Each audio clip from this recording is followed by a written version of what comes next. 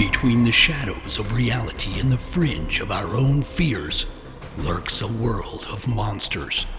Strange creatures and frightening phantoms who test the very boundaries of our science and superstition. It's a realm of mystery and legend, a place of fact and fear. This is Monstro, Bizarro.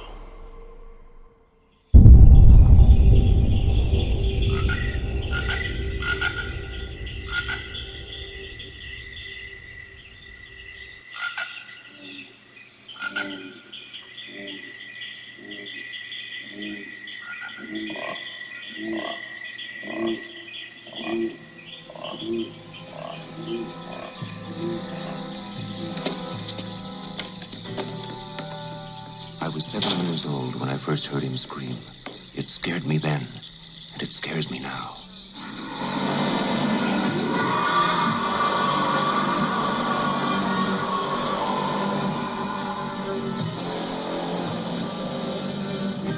I'm never told a lie in my life.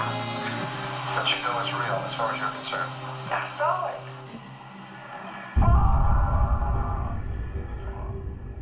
Welcome to Monstro Bizarro. I'm your host, Lyle Blackburn. On this episode, we'll resume our exploration into the legendary Beast of Boggy Creek. As we learned in the previous episode, sightings of a mysterious ape-like creature in and around the small town of Fouke, Arkansas, first captured newspaper headlines in May of 1971. Over the next several months, stories of encounters with the creature, past and present, began to flood the papers. The news coverage inspired local actor, writer, and entrepreneur Charles B. Pierce to make a movie based on the phenomenon. The film, entitled The Legend of Boggy Creek, was released in August 1972 and within a year went into wide distribution in theaters across the country.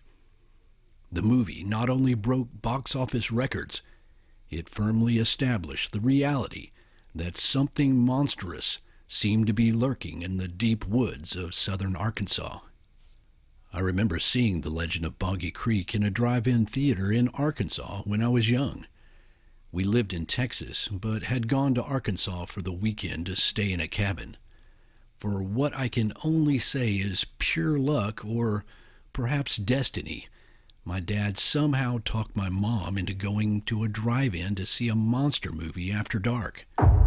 My mother detests horror movies, but it was the only thing playing, apparently. I was very young at the time, but I clearly remember jumping into the front seat when the opening scenes came to life on the giant screen. The camera glided among the beautiful Boggy Creek bottomlands as it highlighted the remote environment and the abundant wildlife there. Seconds later, the soundtrack took an ominous turn as a blood-chilling howl echoed from deep in the swamp. The howl shattered the tranquility and signaled the beginning of a fascination that has lasted my whole life. If you've seen the movie, especially at a young age, you may have the same feelings. Nostalgia mixed with primal fear that both excited me and scared me at the same time. As an adult, I have visited Fouke many times and even gone to many of the places seen in the movie. I still have that same sense of wonderment that first captured my imagination so long ago. And perhaps you do too, which makes it so interesting to explore the full history of the creature, not just in terms of the movie, but in terms of everything else that has happened before and since. And even if you haven't seen the movie, it's a story that can grab a hold of you at any time. It's both frightening and ageless, and stands as one of the most sensational and well-documented cases of a Bigfoot-like creature in North America. The Legend of Boggy Creek was accurate in its portrayal of Fouke monster incidents that occurred from approximately 1954 up until the fall of 1971 when the film production began. In many cases, the actual witnesses or their relatives were used in the reenactments, which gave the film a sense of grounded reality far from the facade of Hollywood. After the movie was released in 1972, a monster frenzy swirled around the small town of Fouke as outsiders began to take interest. Once it went into wide distribution in 1973, Fouke was famous, and the creature was apparently still roaming the swampy bottomlands around Fouke as sightings continued. Some of these were documented by the newspaper, as usual, while some were merely reported to the Miller County Sheriff's Office or not made public at all. One of the most dramatic post-movie encounters was reported by a local Fouke resident who had not been shy to express his skepticism for the whole affair. After seeing something in a field near his house, however, his mind was changed. On the morning of November 25th, 1973, Orville Scoggins was outside his rural home when he heard a strange noise. He looked up to see a black-haired animal walking across a field about 100 yards away. It appeared to be around 4 feet tall and walked upright on 2 legs. Scoggins estimated its weight to be around 80 to 90 pounds. After the thing moved out of sight, Scoggins jumped into his pickup and raced to the Fouke Cafe, where he found Constable Red Walraven. Upon hearing the story, Walraven and 2 other men went back to Scoggins' farm, which was located about 4 miles from Fouke's main strip. While inspecting the area where the creature had been seen, they found a line of tracks in the soil. The tracks measured 5.5 feet in diameter and were spaced 40 inches apart. The men followed the tracks for nearly 1/8 of a mile before the trail disappeared into the woods. They conducted a thorough search of the area but could not locate the animal. The thing seemed rather small, but once again, if there were a family of unknown creatures living in the river bottoms, they would conceivably have offspring of different sizes. Sometime that same year, young Mona Jackson was riding her bicycle on one of the county roads when she was startled by a large ape-like creature that walked out of a pipeline clearing and into the road. She described it as being black in color with long arms and a broad chest. It was early evening, so she could see it clearly, although she did not absorb any details of its face because she immediately turned and rode for the house as fast as she could.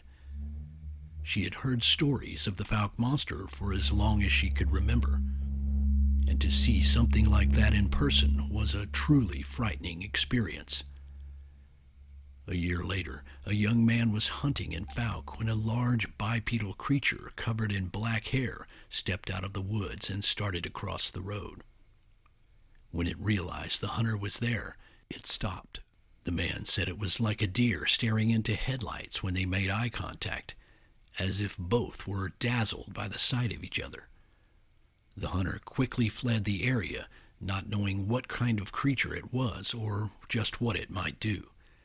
He did not report the incident at the time for fear of ridicule. It was only later that he told the story of this strange encounter. As the heyday of the Legend of Boggy Creek played out in the latter half of the 1970s, the media and the audience gradually lost interest and moved on. As a result, publicized news reports of the Fouke monster were practically non-existent by the 1980s. This led many to believe that sightings of the creature had stopped. However, this simply was not the case. Sightings in and around Fouke did continue into the 1980s and beyond, but the details were primarily circulated by word of mouth. Eventually, new outlets for publicizing the reports would come along in the form of Bigfoot-related websites in the late 1990s, but for a couple of decades they existed as they did prior to 1971, as local stories and rumors. When I first began my research into the case, prior to writing my book, The Beast of Boggy Creek, several locals told me that I needed to talk to Terry Sutton. Terry had grown up in the small community of Jonesville near Fouke. He and his family were extremely well respected in the area, and apparently Terry had a life-changing experience in the early 80s that confirmed the creature was still prowling the woods long after the movie. It was an unseasonably warm afternoon on February 20th, 1982. 15-year-old Terry Sutton had collected a jar full of night crawlers from his mother's garden and headed off with his fishing gear toward a pond on the far side of his family's property. Their home was located close to the Sulphur River, where others had reported sightings over the years. Having grown up in that area, Terry was no stranger to the lurid tales of their haunting, hair-covered beast, but this was not something that crossed his mind very often when traversing the backwoods. Like most boys in the area, Terry was an experienced hunter, trapper, and fisherman who had spent countless hours in the rich bayous. He was very familiar with all varieties of local wildlife and would not likely mistake one for a 7-foot-tall hairy hominoid. Perhaps that is why this event would be so shocking to him. After traversing the quarter-mile from his home to the pond, Terry loaded his gear into a small aluminum boat his dad kept there and pushed off into the lazy water. He baited a hook with one of the fat worms, dropped it into the water, and sat there quietly fishing for the rest of the afternoon. As he enjoyed the solitude, he occasionally heard something moving through the thick leaves that covered the late winter ground. Earlier, he had heard what he thought was the bellowing of his uncle's black Angus bull that roamed the adjacent property, so he assumed the bull had wandered toward the pond. That, or perhaps his father was coming down to check on him. Either way, the sound was nothing out of the ordinary, since anything walking through the leaves at that time of year would have made a significant amount of noise. About an hour before dusk, Terry decided to paddle the boat around a small bend in the pond where the fishing might be better. The bend was like a small neck of water that jutted off into a wooded area. He heard some more loud rustling in the leaves coming from that direction, but he still wasn't alarmed. Until he rounded the bend. Now he could see the source of the leafy noise. It was a large, hair-covered animal walking on 2 legs across a small embankment near the pond. Its back was facing Terry as it headed toward a ravine that dipped off down into a nearby creek. Terry was a mere 60 feet from the thing, so there was no mistake that he was seeing something other than human, bear, or any other common animal. Terry was over 6 feet tall at the time, so he estimated the creature's height to be as tall or taller than he was. He described its fur as being scraggly, 3 to 5 inches long, and colored a dull black or very dark brown. The creature had notably long arms that swung as it walked, giving it an ape-like demeanor, although it did not hunch over as much as an ape might do. It was just calmly walking, apparently unaware that Terry was there. A strong, musky odor wafted into the air. Terry sat in the boat for several seconds as he watched the creature walk by. During this time, it never looked back. A few moments later, the creature walked over the bank and disappeared into a ravine that led down into the creek bottom below. The thing was now completely out of sight, but Terry could still hear its footsteps in the leaves as it continued to walk. Terry quickly paddled to the bank and got out of the boat. At that point, the creature's footsteps stopped. Terry stood frozen, listening intently in the direction of the ravine. Then he heard the creature start running. At that point, Terry panicked and took off running for the house. Terry arrived at the house out of breath and still holding the boat paddle in his hand. He told his mother what he had seen, and she immediately called his father. His father, Lloyd Sutton, pulled into the driveway a short time later. When he got out of the car, he could immediately tell something had happened to his son. "Dad, I just saw the Fouke monster," Terry shouted. After Terry calmed down and explained what he had seen, Mr. Sutton felt he should head down to the pond to investigate. He quickly gathered his .357 Magnum pistol, a 35mm camera, and 2 flashlights. Terry was reluctant to go back down there, but finally agreed to go. The Suttons walked the quarter-mile back down to the pond as the dusk hovered heavily over Jonesville. They immediately looked for any signs of tracks, but found nothing in the dry blanket of leaves or at the water's edge. They followed the creature's path down into the ravine and checked along the creek bank. They found no sign of the creature, but did detect the faint remnants of a foul odor. By now, darkness had enveloped the woods, making it difficult to continue the investigation, but they walked back to the pond and looked around once more. While walking along the bank, a large animal suddenly tore out of the brush and ran in front of them just out of sight. They pointed their flashlights in the direction of the animal, but did not get a glimpse of it. The Suttons immediately ran after it, trying to see what it was. They would occasionally stop to listen, as the animal, or whatever it was, continued to move just ahead and out of sight. Finally, the woods went silent, and they gave up the pursuit. Terry kept the incident quiet for a long time, but eventually mentioned it to some friends. He was often teased and even called a liar on occasion, but he never changed his story. It was something that happened, whether anyone wants to believe it or not.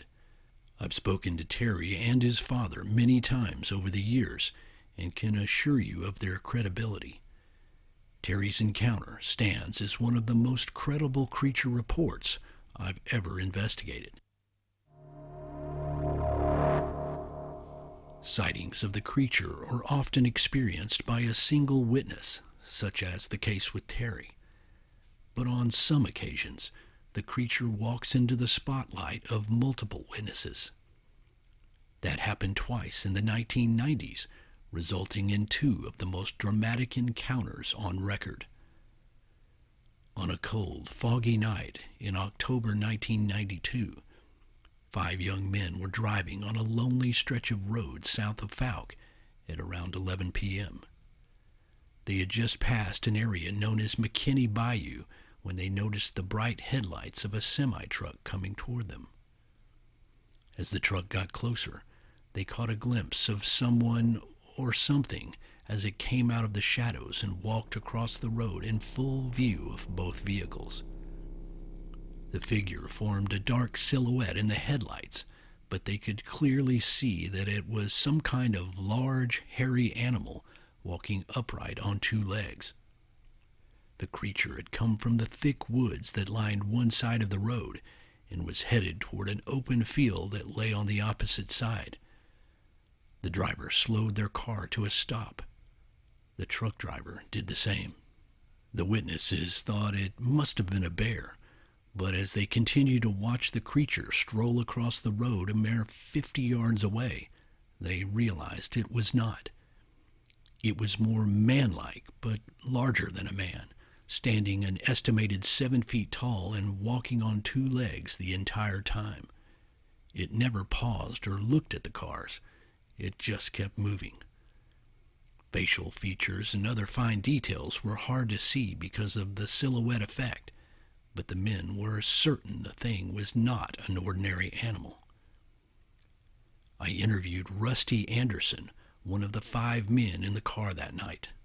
He told me that it was definitely taller and thicker than a man, and bushy like it had a thick coat of hair. After taking a few long strides, the figure left the road and entered a field where it moved beyond the reach of the headlights. At that point, the truck driver hurriedly got out of his vehicle, as did the 5 young men from theirs. They tried to get another look at the unidentified creature, but it had already disappeared into the darkness.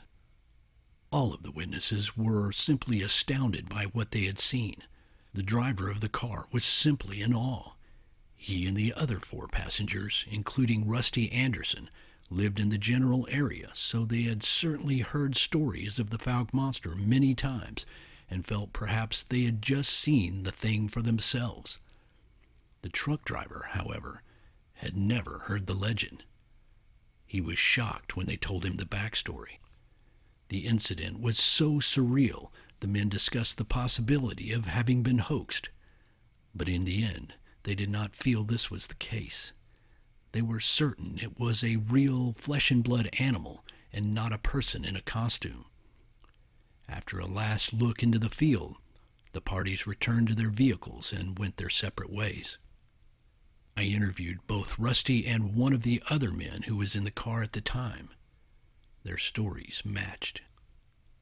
In 1993, two men came into a convenience store in Fouke around midnight, panicked and outwardly distressed. They told the clerk on duty, Miss Dorothy Briggs, they had been traveling south on Old Highway 71 when they spotted something very strange crossing the road near Fouke. It appeared to be, quote, some kind of ape man. It walked out of the woods towards the road in front of them. The driver slowed the vehicle until they rolled to a stop about 100 feet from the creature, which had paused on the shoulder of the road, eyeing the approaching headlights. As they sat there in growing disbelief, the men could see the thing was definitely walking on two legs, covered with dark hair, and stood approximately 7 feet tall. It seemed adept in its movements, so it was fairly clear it was some sort of bipedal animal and not merely a bear who had taken to walking upright. Moments later, another car approached from the opposite direction and came to a stop. The occupants had also noticed the strange creature, now frozen like a deer in the headlights, standing at the side of the road. The couple in the car were from Fouke and were well aware of its namesake monster, but they never believed, and they certainly never believed they would see such a thing. The creature continued to stand at the side of the road, wary of the growing audience, when incredibly a semi-truck came up alongside the Fouke couple and stopped to see what was happening. The witnesses now totaled 5 adults. A few moments later, the creature darted back into the woods, running fast on 2 legs. All 5 people got out of their parked vehicles and began to discuss what had just taken place. To everyone's amazement, they all saw what was very clearly a creature fitting the description of the Fouke monster. The Fouke monster was no doubt making a lasting impression on a new generation of locals and visitors. One of the most frightening encounters with the alleged beast was reported by a coon hunter. On a cold, moonlit night in the winter of 2000, he and several other men were hunting in an area of Mercer Bayou known as Thornton Wells. At some point, one of the hunter's dogs treed a raccoon deep in the swamp. He followed his dog's lead and separated from the other men. After locating the raccoon and collecting his dog, the hunter started back across the swamp to rejoin the group when he heard something walking in the flooded timber. Thinking it was one of his fellow hunters, the man called out, but no one answered. All he could hear was a deep-throated, gurgling sound coming from somewhere in the dark swamp. It was followed by an eerie whistling. He also began to smell a horrible, putrid odor. At that point, the dogs began to whimper and cower behind the hunter's legs. It struck him as unusual for such experienced, fearless hounds. The hunter proceeded to move on through the bottoms until he heard the sound of someone or something walking in the water behind him. When he turned around, he was shocked to see a creature of immense size standing there. The thing was hulking and huge, covered in dark, rusty brown hair that was wet and matted. The skin on its face and hands was gray and leathery, and while its overall characteristics were ape-like, its face was, quote, like that of a person. It stood upright on 2 legs in the shallow water as it flashed its teeth at the awestruck hunter. His recollection is chilling. It made a hissing sound and reached reached down and started scooping up water and throwing it up at me, making a deep, throaty noise. I don't even remember being that scared in my life. My dog started growling and even trying to get at it. I just grabbed a leash and tore out of that swamp, so scared that for a while I was going in the wrong direction. I finally got to a big cypress knee and caught my breath. I could still hear that thing moving behind me. It followed me for a ways, and then after a while I could hear it across the bayou making a moaning sound and moving away real slow. I got my breath and my compass and my bearings and started back to the truck. When I got there, I didn't say a word to my friends because I kind of thought they'd laugh me down. Needless to say, I never returned to Thornton Wells. I don't plan to.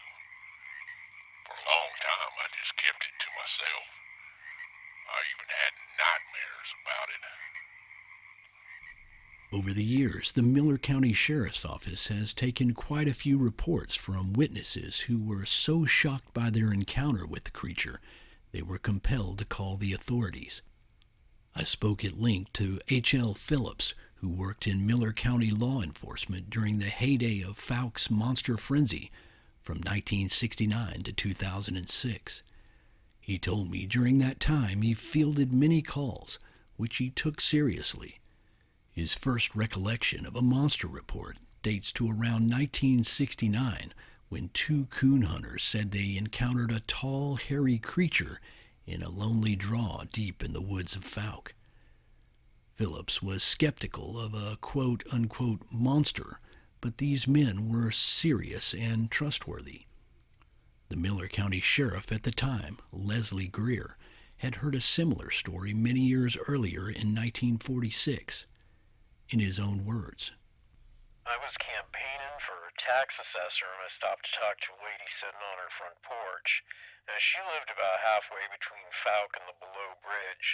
She told me that she saw some kind of animal go down in a field in a low, bushy place, and she said it looked like a man and that it walked like a man, but that she didn't think it was a man. Greer didn't give the story much thought at the time. It was only later, in 1971, when the rash of bizarre sightings was reported around Boggy Creek, did he realize the possible significance of what the woman had told him.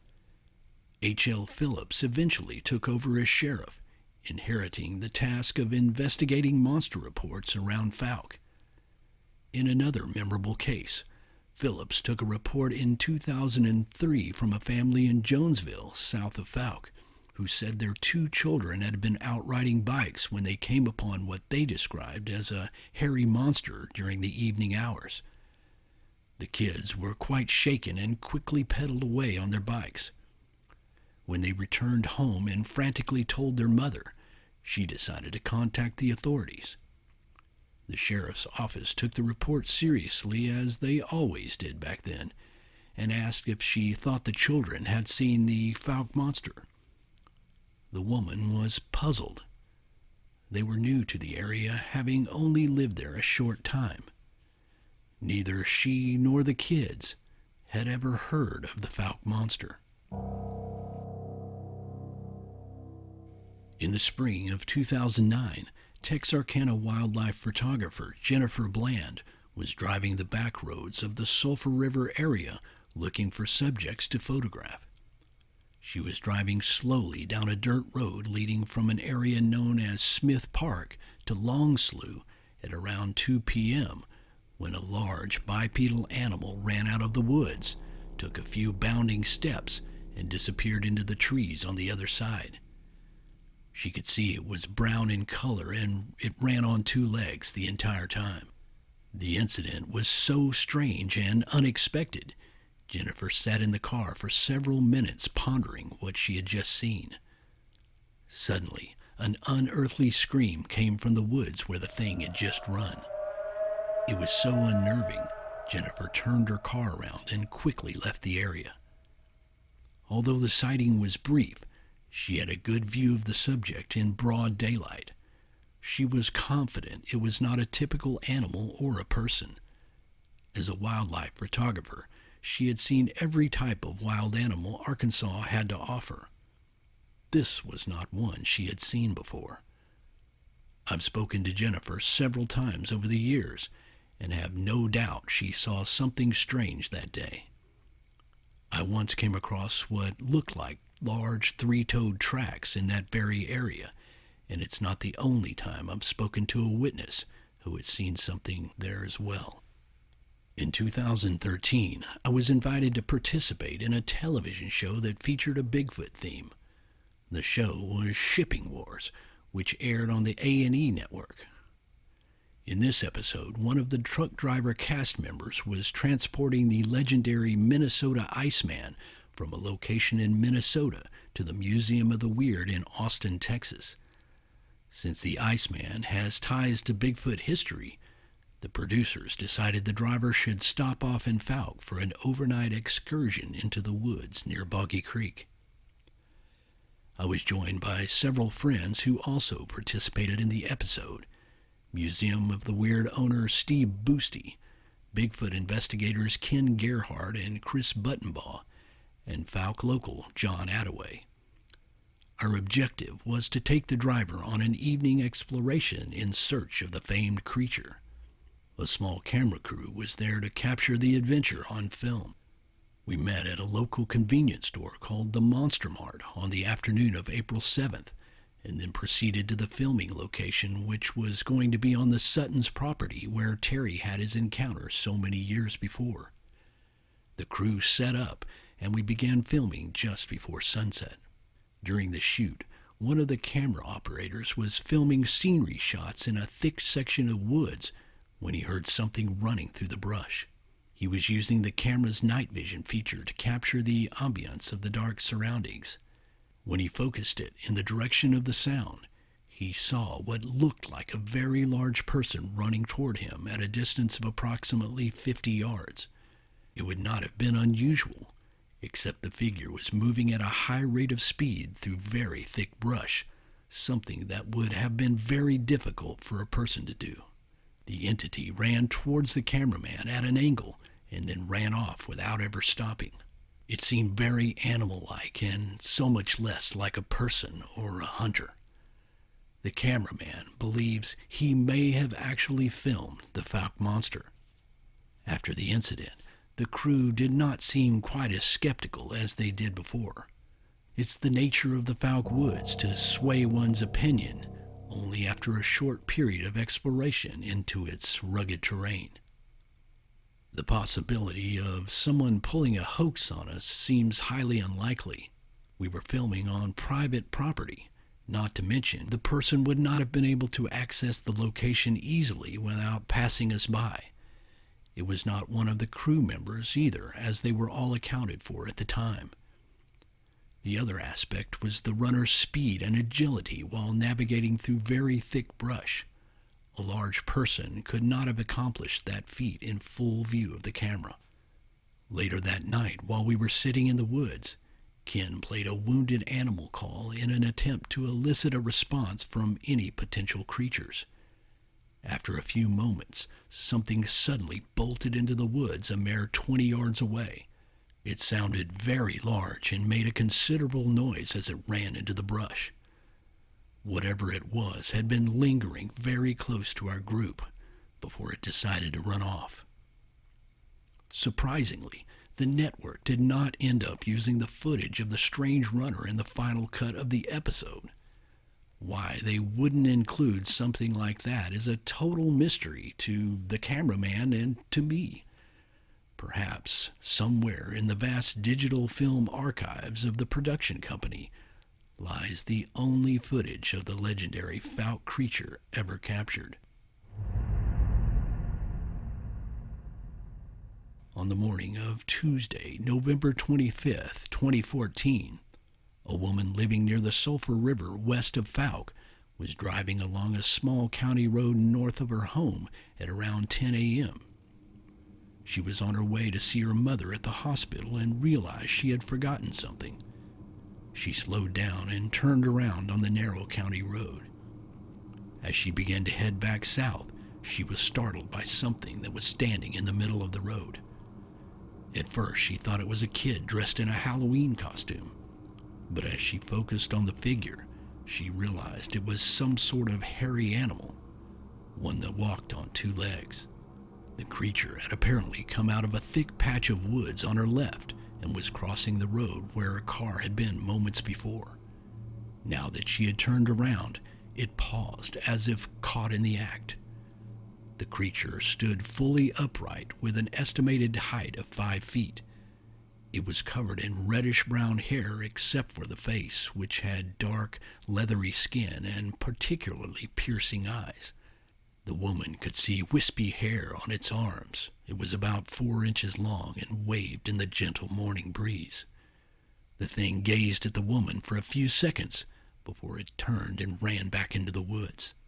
Completely unnerved, the woman sped home, grabbed what she had forgotten, and drove back up the road until she reached a convenience store.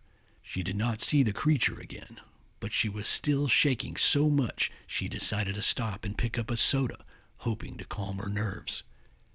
As luck would have it, she struck up a conversation with the owner, who happened to be my friend Denny Roberts, who also owns the Monster Mart in Fouke. She told him about the encounter, and he assured her she was not the only one to have seen something like that in the Sulphur River area. He suggested she talk with me, and she agreed to an interview. She did not want any publicity, fearing her neighbors might think she had, quote, gone crazy, so I promised to keep her name confidential. After talking to her by phone, a month later I met her at the convenience store where she reiterated the story to me and my late friend Tom Shirley. As she spoke, we could sense the emotion in her voice. I watched the earnest expression in her eyes. It was apparent feelings of fear and bewilderment still lingered. She was puzzled that its apparent height of 5 feet did not equal the towering Bigfoot stature she had heard about. I explained it's only logical that if these creatures are real, then naturally there would be younger ones who haven't reached full maturity. Not to mention I had heard plenty of other witness reports where the creatures were heights that varied from 4 to 8 feet. Her description was not out of the ordinary and, in fact, quite common in the attributes of its reddish-brown hair and darker facial skin. I asked her if there was any possibility it could have been a person in a costume, perhaps trying to scare her. She explained that, At first I thought it was a kid in a costume, but the more I looked at it, I could see it wasn't. And when it was running, it didn't look like a costume. It looked like a real animal. There are not many homes in the area, and the place where the creature came out of the woods is very thick. I talked to the nearest homeowner, who assured me that no kids would be out there running around in a costume. He was the only one with kids around there, and they were at school. In fact, most kids would have been in school. This was the Tuesday before Thanksgiving, a regular school day.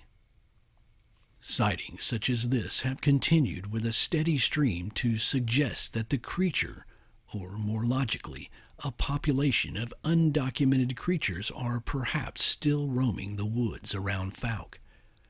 On the evening of October 14th, 2018, at approximately 7 p.m., 2 Fouke residents were driving north on the old Highway 71 when they saw a large, bulky figure run across the road in 4 huge strides.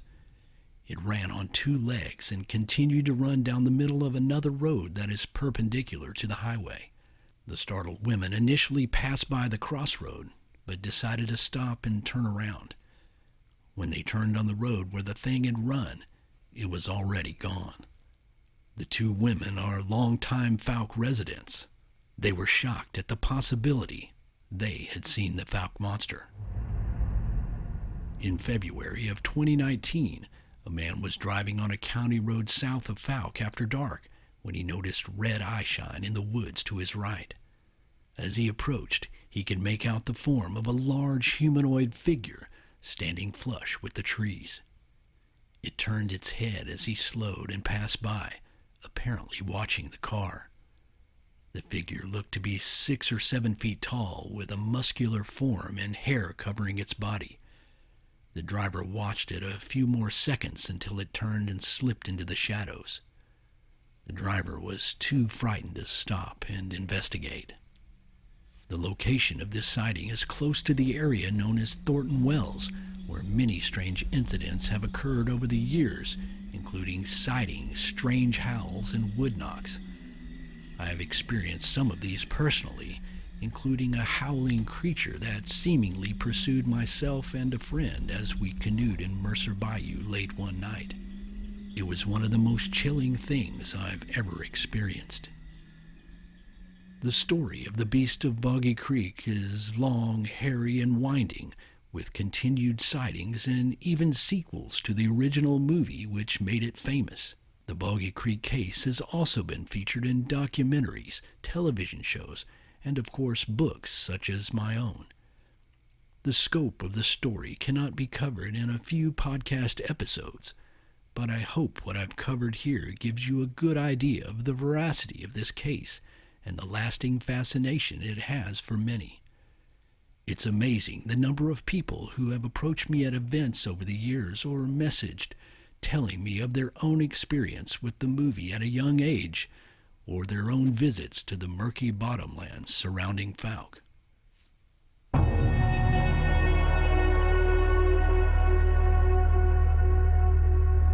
That sound means it's time for Monstro Mail, where I answer your most monstrous questions of the unexplained.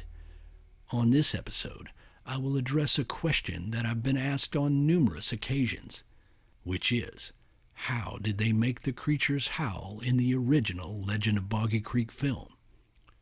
If you're a fan of the film, then the howl has become indelibly etched into your brain, that blood-chilling, howling scream that first echoes from the depths of Boggy Creek in the film's opening sequence and played effectively throughout the remainder of the film.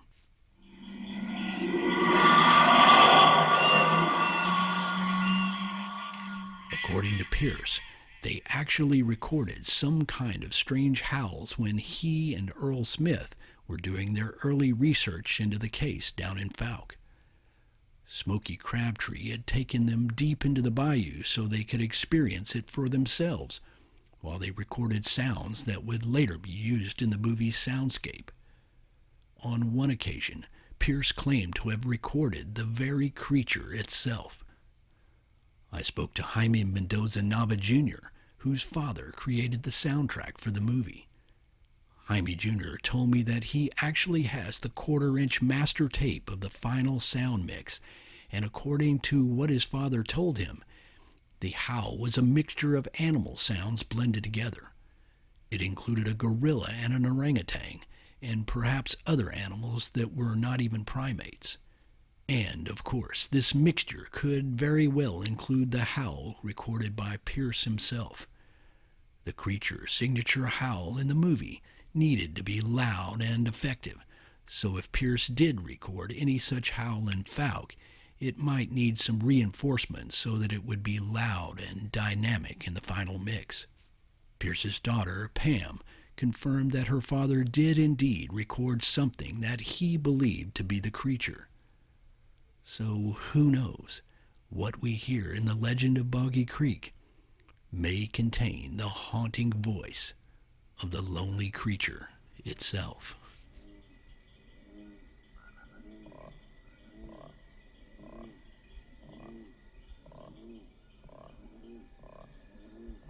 If you're ever driving down in our country along about sundown, keep an eye on the dark woods as you cross the Sulphur River bottoms, and you may catch a glimpse of a huge, hairy creature watching you from the shadows. Yes, he's still here. And you know, I'd almost like to hear that terrible cry again, just to be reminded that there is still a bit of wilderness left, and there are still mysteries that remain unsolved, and strange, unexplained noises in the night.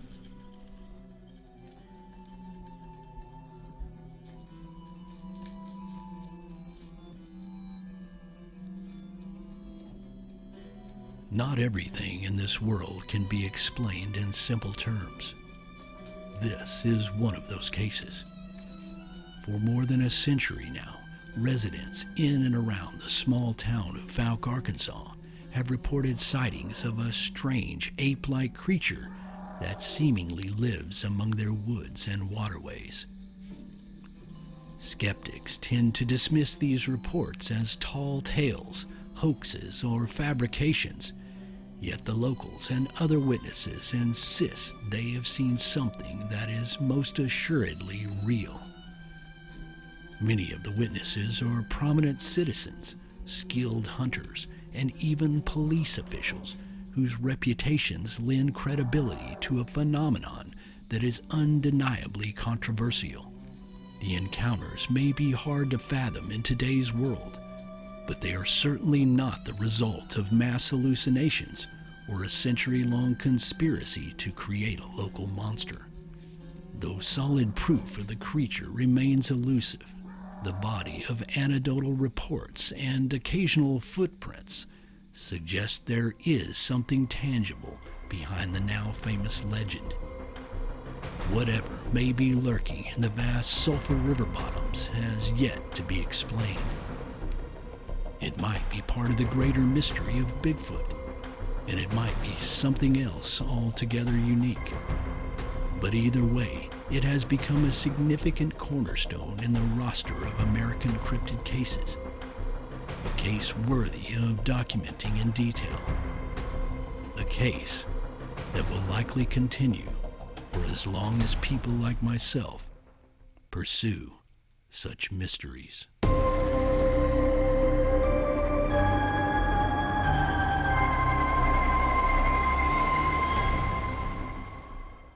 Special thanks to Pam Pierce Barcelo for permission to use clips from The Legend of Boggy Creek.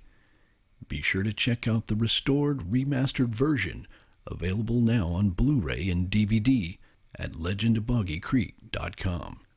For more information about me or my Boggy Creek books, visit lyleblackburn.com.